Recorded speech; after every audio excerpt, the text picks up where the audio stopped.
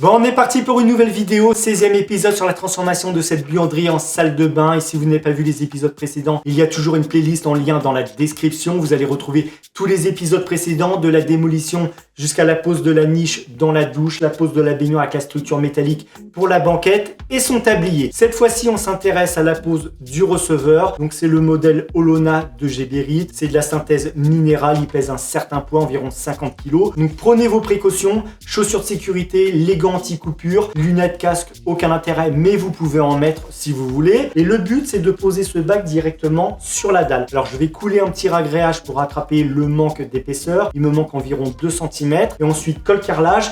Et on le pose. Vous pouvez le poser sur des plots en plastique comme on pourrait mettre des plots de mortier. Ça fonctionne très bien. Ce qu'il va falloir, c'est déterminer la hauteur du sol fini par rapport à la hauteur du receveur. En sachant qu'il fait 4 cm d'épaisseur, il existe dans plusieurs dimensions. Le plus petit 90 par 75, le plus grand 180 par 90. On a par exemple du 1m20 par 1m, du 1m40 par 90. C'est ce modèle. Ils feront toujours 4 cm d'épaisseur. Ils ont une latte d'étanchéité intégrée. On pourra la déplier lorsqu'on fera l'étanchéité au niveau des murs et du sol.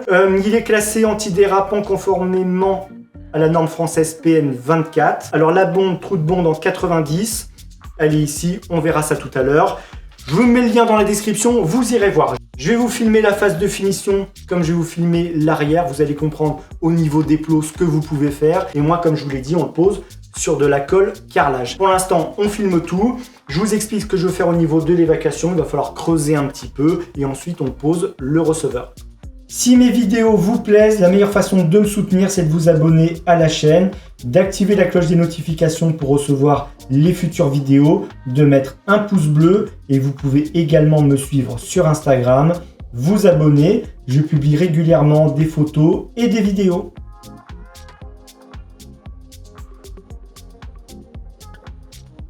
Donc le bac, voilà à quoi il ressemble. Il est blanc, il est antidérapant. On a un trou de 90 pour l'évacuation.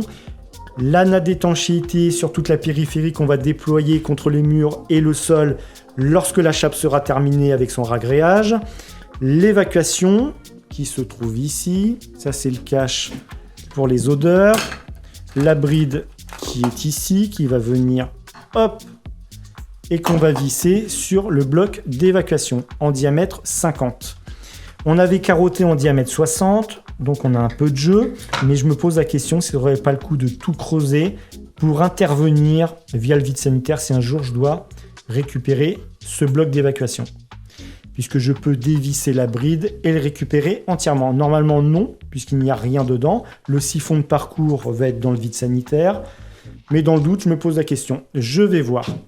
Donc je vous l'ai dit, la bride, hop, on la repose ici, le petit bouchon pour les odeurs, la grille de finition avec le filtre pour les cheveux. On posera ça en dernier quand tout sera fini.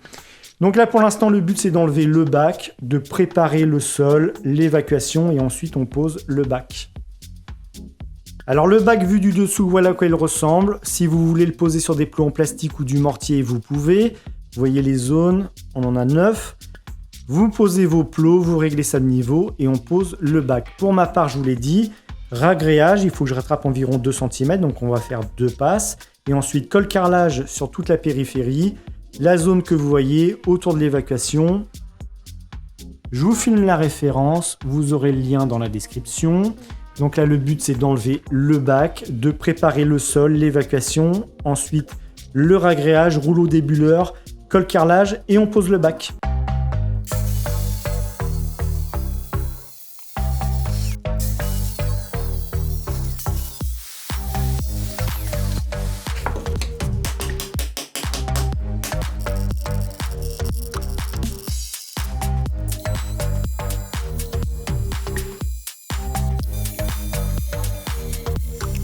Comment se faire avoir pour quelques millimètres? Eh bien voici le parfait exemple. Lorsqu'on a carotté avec Théodore, on avait carotté en 60. Je m'étais posé la question, est-ce que ça n'aurait pas le coup de carotter en 100 comme le WC? Eh bien j'aurais mieux fait, puisque mon évacuation est en 50. Donc 60, on est large, ça passe, on a 5 mm autour. Sauf que j'ai pas pensé à la partie femelle du tube qui fait 63. Donc je suis coincé pour quelques millimètres. Au début j'avais tout tronçonné, il fallait que je gratte 1 cm pour l'évacuation, ça passait. Et au moment de mettre le tube, forcément ça ne passe pas. Donc il a fallu tout casser. Bon, au moins là je suis large, 15 cm sur 15, on est bon, tout passe. Il y a une ferraille, je n'y touche absolument pas. Et ce que j'ai fait, c'est que j'ai redécoupé un bloc de polystyrène qu'on va mettre hop là-dedans. Silicone tout autour et je vais pouvoir couler mon ragréage. Mais bon, faut pas se faire avoir pour si peu, c'est dommage. 3 mm, alors qu'il suffisait de carotter peut-être en 70 ou 80 et même 100. La carotte était montée en plus sur la machine. Mais là, voilà. De la perte de temps pour rien.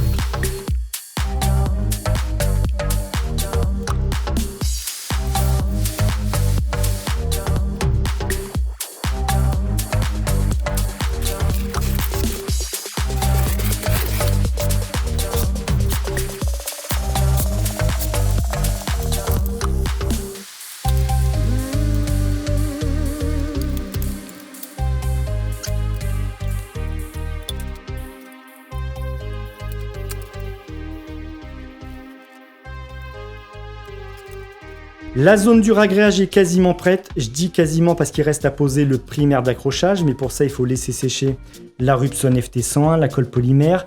J'ai passé 2 cartouches pour reboucher sous les plaques de plâtre et ça c'est très important. Pensez à reboucher tous les trous parce qu'imaginons qu'il y a un trou sur la dalle et que vous coulez des bassines entières de ragréage, ça file dans le vide sanitaire, aucun intérêt. Donc là j'ai passé 2 cartouches sous les plaques de plâtre en remontant bien dans les angles. Et l'avantage de la Rubson FT101, c'est qu'elle sèche relativement vite. En 3/4 d'heure, ça va être sec au toucher. Donc, je vais pouvoir appliquer mon primaire d'accrochage. Et l'autre avantage, c'est que ça m'a fait une pellicule sur la périphérie. Donc, les plaques de plâtre ne vont pas absorber l'eau du ragréage. Ça, c'est très important. Donc, une fois que c'est sec, primaire d'accrochage, on laisse sécher environ une demi-heure. Je pose une bande sur la périphérie pour la dilatation. Et ensuite, on coule le ragréage. On le laisse sécher, reprimaire et on recoule les 1 cm de ragréage, puisqu'au total, je veux 2 cm. Ici, j'ai mis une chute de panneau à carreler en guise de coffrage. Le scotch de masquage pour pouvoir décoffrer plus facilement. Un joint de Rubson FT101 et on est nickel. Bon, étape importante avant de poser le primaire d'accrochage, c'est de bien aspirer la dalle. On voit qu'il y a encore des petits cailloux. Donc on aspire la périphérie, dans les trous, on aspire correctement et ensuite on pose le primaire. J'ai tout préparé, le primaire est ici, c'est le primaire universel de VPI, il va falloir le malaxer. Malaxeur sur batterie, un seau d'eau propre, une fois qu'on a malaxé, on peut rincer les lisses. Un vieux manchon, un vieux pinceau, ça suffira largement. Là, on ne cherche pas à faire de la peinture. C'est juste histoire d'étaler le primaire. On commence par faire la périphérie, ensuite le fond et on recule au fur et à mesure. Là, c'est une petite zone, 1m40 par 90, mais ce serait exactement la même chose pour une grande pièce.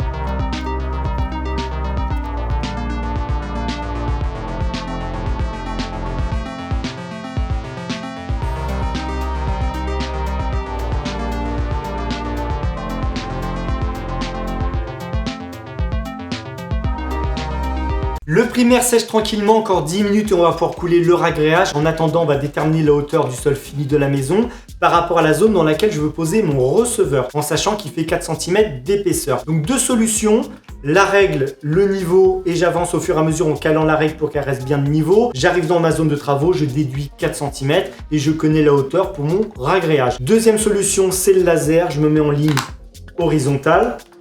On le pose n'importe où, à n'importe quelle hauteur, sur une table, sur une chaise, on s'en fiche complètement. Et le but, c'est de prendre une règle, un tasseau, une chute de fourrure, prenez ce que vous voulez. On prend donc sa pige, on la descend sur le sol existant de la maison. J'ai mon trait de laser, donc là la règle touche le sol existant, à savoir le carrelage de la maison. Je fais un repère, je sais que ce repère c'est le point 0, donc le carrelage de la maison. Mon receveur fait 4 cm.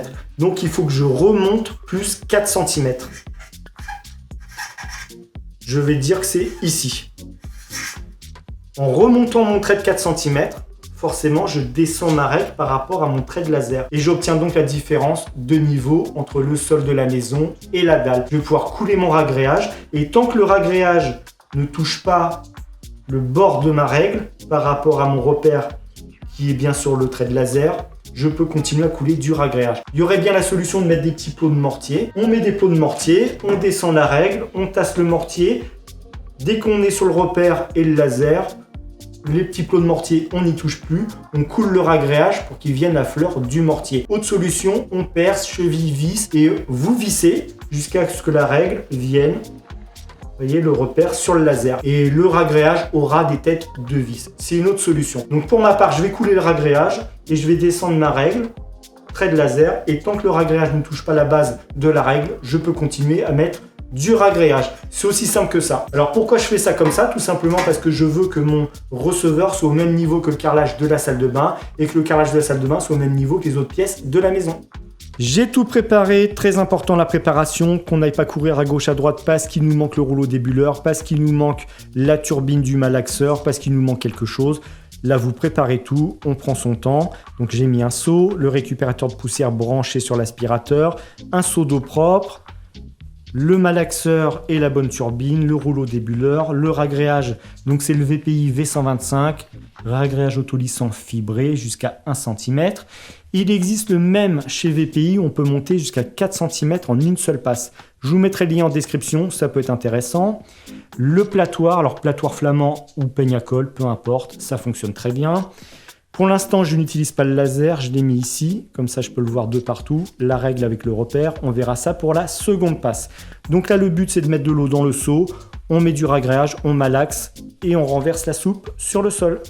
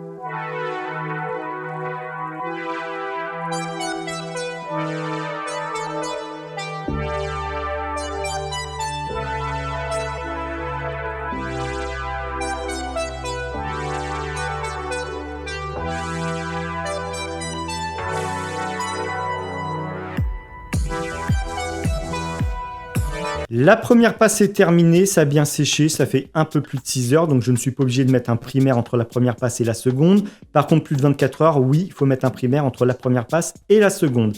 J'ai posé un niveau, on va voir ce que ça donne. J'ai ressorti tous les petits jouets, tout a été nettoyé, de l'eau propre. On peut préparer le ragréage et le couler sur la première passe. Donc notre niveau, on est nickel, c'est parfaitement plat. Si je me mets ici, vous voyez, on est bien plat, on est de niveau. Si on se met dans ce sens-là, top. Donc là, on prépare la seconde passe et on coule.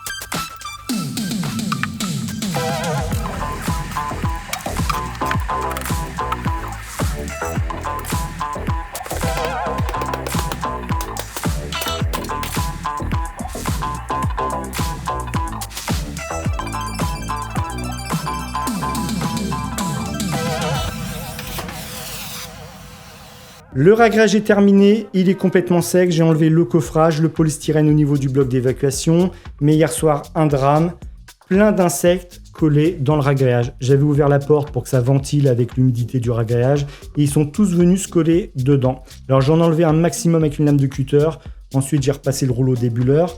Je savais que les insectes aimaient la peinture, mais pas les chapes liquides, comme quoi il en faut pour tous les goûts.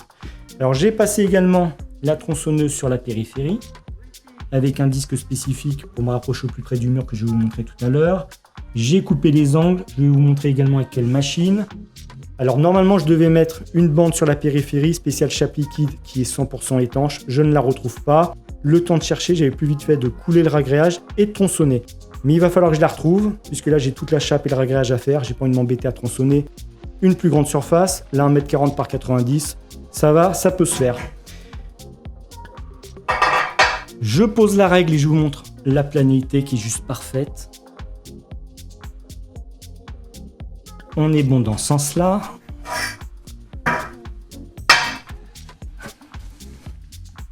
Et dans l'autre sens, on est nickel. Ici, je pose le niveau dessus. Impeccable. Alors, je récupère la règle et mon repère que j'avais fait. Parce que j'ai replacé le laser pour vous montrer qu'on est bien sur le trait. Je me déplace ici, on touche le sol et on est bon.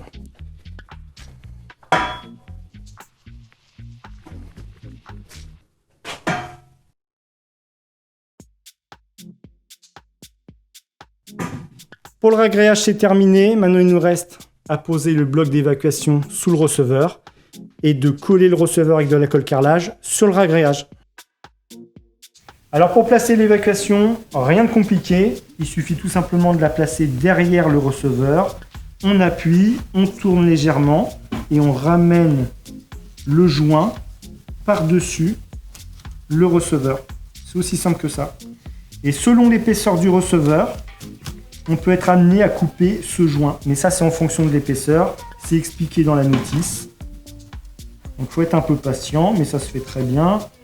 Il suffit de le ramener. Et voilà.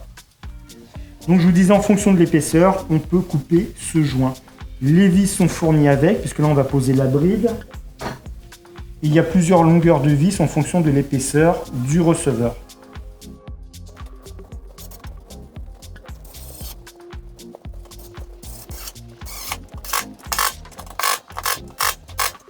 Et voilà, donc maintenant là ça écrase le joint, la bride, le receveur, le joint est derrière, il est compressé.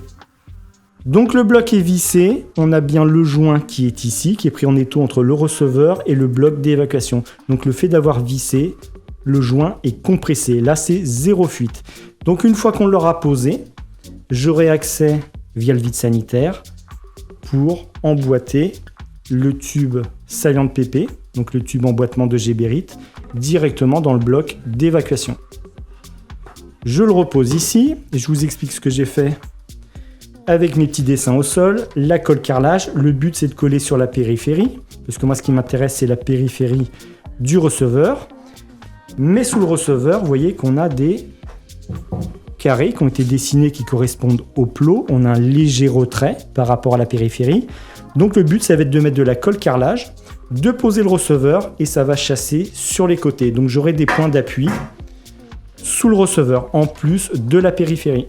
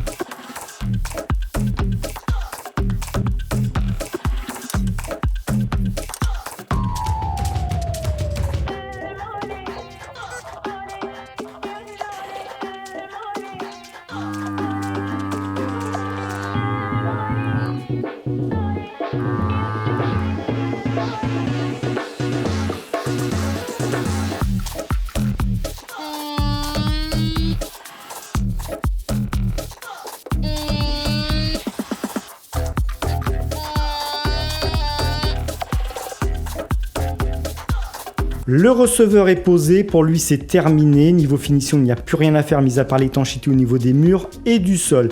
Il a déjà les pentes intégrées, je vais vous montrer. Donc j'ai relevé le laser à plus 4 cm, puisque mon receveur fait 4 cm sur toute la périphérie. Je pose la règle, elle touche le receveur, et on est bon au niveau du repère. On va se mettre par ici. On est nickel. On décale. On est bon. Impeccable. Et impeccable. Donc lui, il est parfaitement plat, parfaitement de niveau. Les pentes d'intégré, comme je vous disais. Je pose la règle. Vous allez voir ça par vous-même.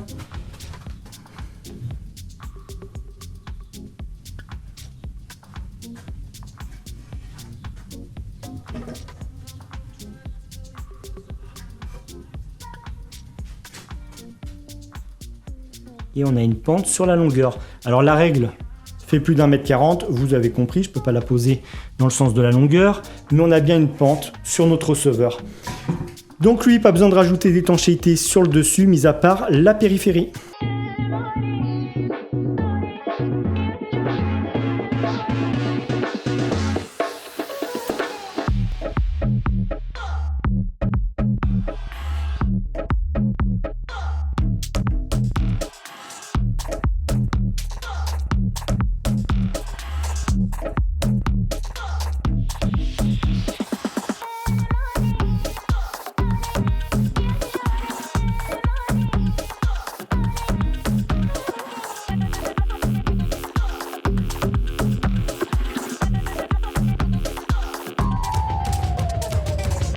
Bon, le receveur est posé, ça c'est fait, c'est terminé. Encore une étape de franchie dans la création de cette salle de bain. Et je me demandais vraiment si j'allais y arriver tout seul. Parce que 50 kg à manipuler, ce n'est pas facile. J'aurais demandé de l'aide. Et vous avez vu, j'ai utilisé une ventouse que je vais vous montrer tout à l'heure. J'ai d'autres choses à vous montrer, comme le siphon de parcours qu'on va installer dans le vide sanitaire quand on en sera à faire les évacuations avec le saillant de PP tube emboîtement de chez Geberit. Donc diamètre 50 pour la baignoire, la douche, le meuble vasque, et pour le WC, ce sera du diamètre 90. Donc on en reparlera de ce siphon de parcours et du saillant de PP.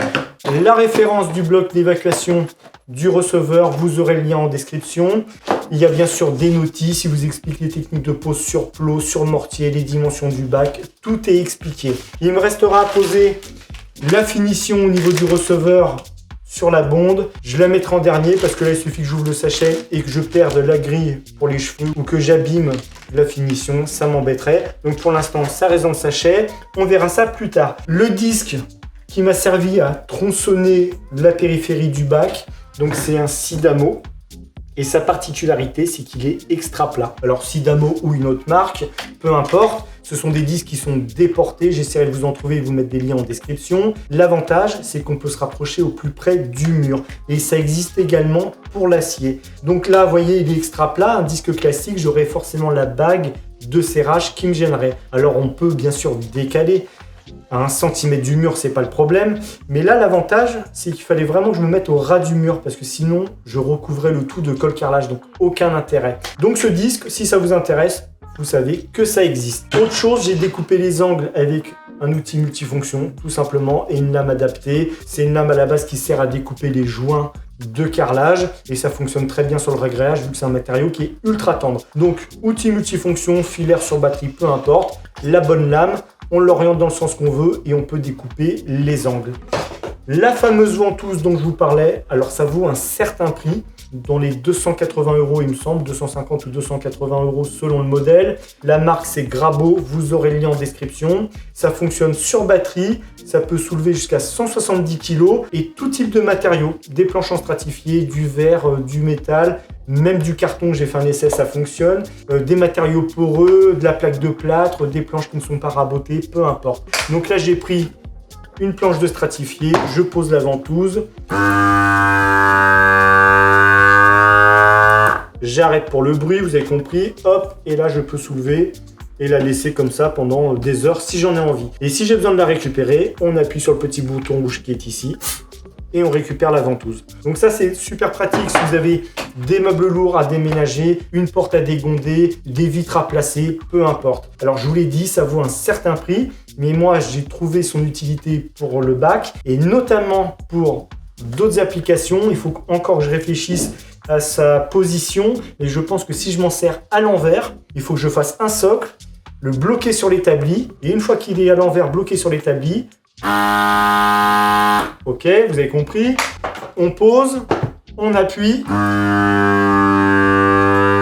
et je me retrouve avec ma pièce qui est bloquée sur ma ventouse. Donc je peux travailler sur toute ma surface sans qu'il y ait un serre-joint qui me gêne. Poncer, peindre, dessiner, peu importe. Planche de 2 mètres par 2 mètres par exemple, une vitre de 2 mètres par 2 mètres, je n'ai plus de serre-joint qui me gêne. Il faut juste que je trouve le petit gabarit qui va bien pour bloquer la ventouse, en sachant qu'ici il y a des pièces métalliques avec des trous pour pouvoir passer un mousqueton par exemple et des sangles. Donc je compte m'en servir pour mettre un loquet et bloquer la ventouse. Et ensuite, vous avez compris, on pose, on appuie et ma pièce est bloquée. Donc, on en revient à notre receveur, il est posé, c'est terminé. On aura juste l'étanchéité à faire au niveau du sol et des murs. Et dans la prochaine vidéo, on va commencer par les retours de cloison. La cloison, il y aura le WC, le meuble vasque, les renforts, le miroir et il va falloir aussi poser la porte. Donc on verra ça dans la prochaine vidéo. Je vous remercie d'avoir regardé cette vidéo. On va se retrouver très prochainement et en attendant, portez-vous bien.